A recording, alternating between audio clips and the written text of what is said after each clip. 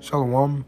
All praise, honor, and glory to Yahweh Bahasham, Yahweh Shai Bahasham, Rachakodash. Double honors to the apostles and the elders of Great Millstone who rule well.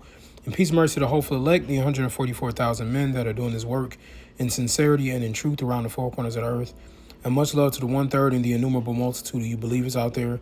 To you all I say Shalom. I'm the brother Yeshaya from the Great Millstone West Palm Beach Church, and I pray, Lord willing, that this lesson is edifying through the Spirit. So I'm not going to make this one too long. It's just something that I was meditating on as I was reading this yesterday. During the time of the Tower of Babel, right?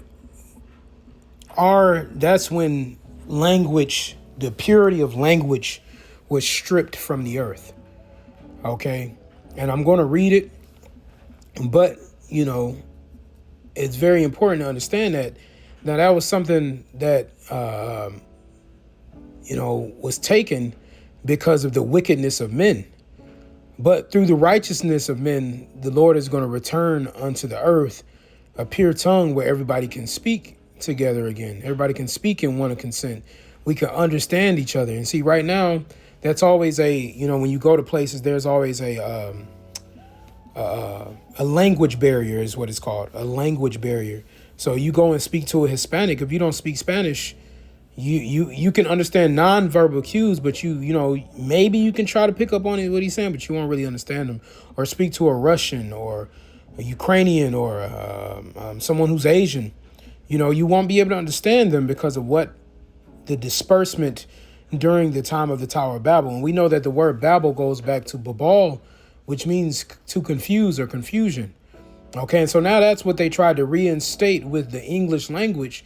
But the English language is a bastard tongue. And I want to say this too. All of you other tribes that think y'all got special languages, those are all the languages of your captors. All right? It's not special. Okay? I want to, you talk to Mexicans, different Hispanic tribes. They'll think that their language is like a love language and think their language is so poetic and lovely. I get it. It might sound better than other languages, but the conquistadors gave you that. Your oppressors gave you that tongue. So same for Creole, right? That comes from French. Hispanics, you get that language from Spanish. Okay. A lot of these different tongues come from whoever enslaved you, and then you had a broken English version of it, or you took on their language and made it your own. But those are still the languages of your oppressors. So it's not special. It's not lovely. It's not cool. The only language that is amazing is the Paleo Hebrew. Every other language is a bastard tongue, and it's diluted. Okay? And see, I have a natural affection for language. So I feel this to my soul. Like, that's something that we're going to get back. You talk to Jake now, some Jake you just can't even understand, or not being able to communicate with a Jamaican that's talking in patois, but that's supposed to be your brother. You see how difficult that is, man? But this is Genesis 11:1. It says, and the whole earth was of one language and of one speech. So this is what happened in time. The Lord said the whole earth was of one language and one speech. So why does no one ever say, well, what was that one language? Well, the Hebrew Israelites can tell you, the true Hebrew Israelites, the elect of the Hebrew Israelites, and Lord willing we be of those men that's taught from the apostles, right? And their teachers on down, right? Starting with Abba Bivens, okay? Elder Abba Bivens giving that back to us, okay? The whole earth was of one language and of one speech. So now we have the Lashawan Kodash, which Lashawan means tongue, right? You'll hear Amalek say Loshin Kodesh. But that's incorrect. That's let you know they have a watered down version. That's Yiddish. They're not speaking Hebrew. They're not speaking pure Hebrew, right? They try to say the mother tongue. This is the father tongue we're talking about right now, right? The Lashawan Quadash.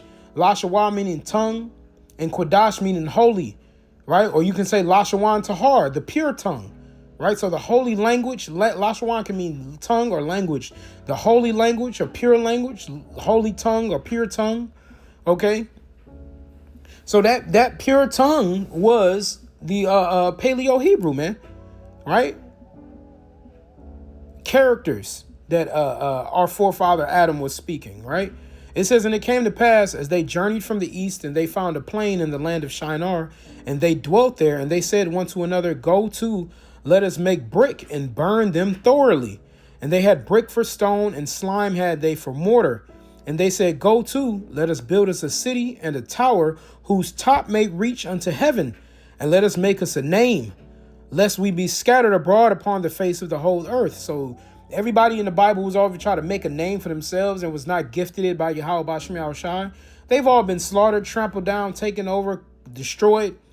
You see, so this is the first example of someone truly trying to make a name for themselves, the nations, right? It says, lest we be scattered abroad upon the face of the whole earth. And the irony there is that was their goal, is to not be scattered. But now you're scattered and you can be standing right next to a man. Can you imagine all these groups of people that are on there building this tower? Next thing you know, they talk in different language and can't even come down and speak to each other. You coming down the mountain, you trying to say, go this way or go that way, and y'all can't even understand each other. Straight confusion. That you got to envision that day. You know that day had to be mayhem and straight confusion, man. Right? It says, and the Lord came down to see the city and the tower, which the children of men builded. And the Lord Yahweh said, behold, the people is one, and they have all one language, and this they begin to do. And now nothing will be restrained from them which they have imagined to do, which lets you know the power of everybody speaking the same thing too. This is spiritual, right? So now we have that, not only the pure tongue and the spirit, but we have the doctrine, which is that pure tongue as well. So now we speak the same thing. We're able to understand each other. Now we can imagine righteousness, right? Because we speak the same thing. We speak the same language. You could be talking English, and you can be like, hey, man, we're not even speaking the same language. You're talking two different things, right? And that's what men do with doctrine. You got guys calling on Jesus. You got guys saying all the nations are going to be destroyed. You got guys saying that Esau is going to make it into a chariot. You got guys saying the MOTB is an embargo. And you got guys saying that it's sin. That's all confusion, man. You know? And so it says, go to, let us go down, and there confound their language, that they may not understand one another's speech. So to let us go down, you had the angels come down, right? And do the will of Yahweh and Yahweh Shai and scatter the language, man. Confound their language. So the Lord scattered them abroad from thence, from upon the face of all the earth. So their greatest fear was that they were going to be scattered. And through their wickedness, the one thing they were trying to avoid, they got entrapped and snared in, man. You see how the Lord works? It says, and they left off to build a city because they couldn't communicate anymore. So if you got 10 guys working on a building and they can't communicate, you're going to have issues, and they're going to have mistakes and errors and problems. It says, therefore is the name of it called Babel, because the Lord did confound the language of all the earth. And from thence did the Lord Yahweh scatter them abroad upon the face of all the earth. So this is the scattering of the languages. So now I'm going to read Zephaniah 3:9. It says, for then will I turn to the people a pure language, that they may all call upon the name of the Lord to serve him with one consent. So one, the pure language to call upon him, his name is Yahweh and Yahweh Shai. So dudes saying Jesus, they ain't calling on that pure language. They ain't using that pure language. That's clear. That they may all call upon the name of the Lord. So soon every tongue shall confess and every knee shall bow to the name of Yahweh and Yahweh Shai. You know, when you read 2nd Ezra, it says those that stood stiffly for his name. You see? So you got guys out here that are not standing stiffly for the name, that are calling on different names. Well, they're going to get destroyed for that, man. Okay? Let me see here. I'm going to get this last one.